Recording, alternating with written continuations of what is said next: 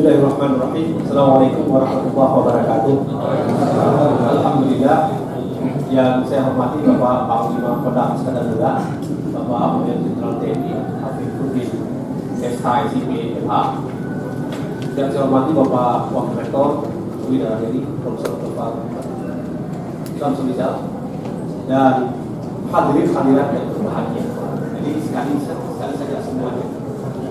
Pertama, atas nama pimpinan Pasar Sarjana dan UI Darah Deli, kami menyampaikan terima kasih yang setinggi-tingginya atas kesediaan Pak Panglima Kodam untuk bisa hadir bersilaturahim dengan kita semua.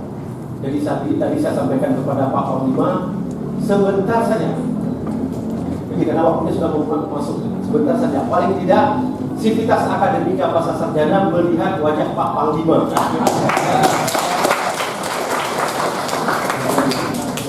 Putra Aceh asli, bagaimana wajahnya setelah kembali dari bertugas di tempat lain, kembali ke daerahnya.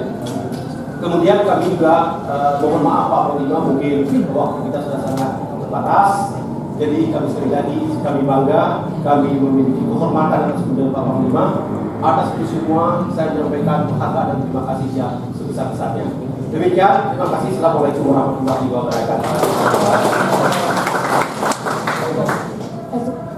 Assalamualaikum warahmatullahi wabarakatuh. Alhamdulillahirabbil alamin wassalatu wassalamu ala Bapak Rektor Pasar Sarjana, Bapak Wakil Rektor, Bapak Dekan, dan rekan-rekan adik-adik mahasiswa Pasar Sarjana UI yang saya cintai dan saya banggakan. Syukur alhamdulillah hari ini dengan kondisi sehat walafiat bisa hadir di sini. Tentunya kehadiran saya sebenarnya tidak pantas juga, Pak, karena judulnya besar sekali. Tapi saya terlambat datang ke sini. Namun demikian, saya mengucapkan terima kasih kedatangan saya masih ditunggu sama-sama dengan adik-adik dan para dosen Pasar Sarjana di ini. Saya sampaikan permohonan maaf saya baru saja pulang dari kunjungan kerja saya dari Banda Aceh lewat darat, Kebiren, Takengon, Gaya Luwes, Kota Cane, Medan, baru sampai sore ini. Gak tahu ini ada acara ini, jadi sama Pak Rani. Seharusnya buat acara ini harus lihat jadwalnya Panglima itu. Yang khas sama kasihan para rekan-rekan dan Pak Rektor sudah di sini. Nanti dikira Panglima yang tidak bisa ngatur waktu. Saya sudah 3 hari di hutan ini. Makanya wajah saya agak kacau sedikit. Istri saya tidak ada di rumah, saya langsung pulang ke Jakarta. Saya bongkar pakaian tidak ada, yang saya pakai ini aja. Saya bangga sekali bisa ikuti acara ini. Terus terang saya sebenarnya ingin sekali berbicara dengan generasi muda masyarakat Aceh secara keseluruhan, tidak hanya di UI saja. Siapapun juga yang bangsa yang akan datang. Kenapa? Generasi muda terus bangsa yang akan datang. Kalau generasi mudanya hancur, bangsanya akan hancur. Oleh itu generasi muda harus hebat. Karena siap pakai, itu baru bangsa yang akan besar.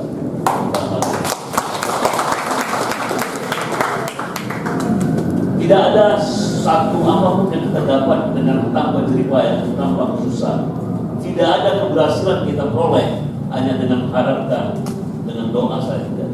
Semuanya dengan upaya dan kerja keras. Ini baru bisa kita berhasil.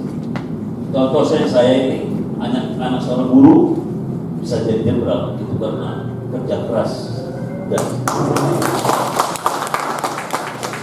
judul ini sebenarnya sangat tepat bagi kita mahasiswa melihat hadapan bangsa kita sekarang ini. Bagaimana komunikasi politik di antara kita sekarang ini, orang-orang politik sekarang ini di Indonesia paling sangat sulit. Komunikasi politik itu bukan hanya orang partai politik, tetapi pemerintah, akademisi, dan seluruh komponen masyarakat itu berkomunikasi politik untuk membangun provinsi ini menjadi maju. Kalau komunikasi politik putus harapan kita membuat Aceh maju di masa depan. Percaya sama saya, betul kan? Yang terjadi di Aceh sekarang adalah komunikasi politik putus. Nah, saya bertanggung jawab terhadap itu. Salah satunya. Kenapa? Bukan saya mengintervensi pemerintah tetapi saya mendorong pemerintah bagaimana komunikasi politik antara eksekutif, legislatif, dan akademisi ini bisa berjalan dengan baik. Bukan intervensi. TNI tidak intervensi. TNI bekerja terbatas dengan Undang-Undang Nomor 34. Dia hanya bisa membantu pemerintah apabila diminta. Kalau tidak minta, iya. Tapi saya tidak boleh diam, Pak. Karena saya putar daerah, saya harus dorong dari belakang. Sehingga kita harap ke depan komunikasi politik di daerah ini akan berjalan dengan baik. Mudah-mudahan kita bersama bersama. Program pemerintah itu tidak akan berjalan tanpa dukung oleh masyarakat. Oleh karena itu, dalam perpolitikan ini, gubernur terpilih itu harus kita dukung. Jangan gubernur terpilih baru 1 jam kita sudah dorong supaya turun. Ya, ini yang terjadi sekarang, bangsa kita sakit. Marilah kita berpolitik sebelum pemilihan. Kita ribut mulai, nggak perlu berantem. Tapi setelah pemilihan kita hormat. Saya hormat pada Bapak menang. Silakan pimpin akhirnya dengan baik. Kalau kita tidak, kita begitu jadi 1 bulan, serang terus biar jatuh, biar lengser. Ini sifat-sifat yang tidak gentle seperti ini harus kita habiskan dunia. Setuju nggak ya? Perang itu setelah selesai nggak ada perang lagi. Kenapa?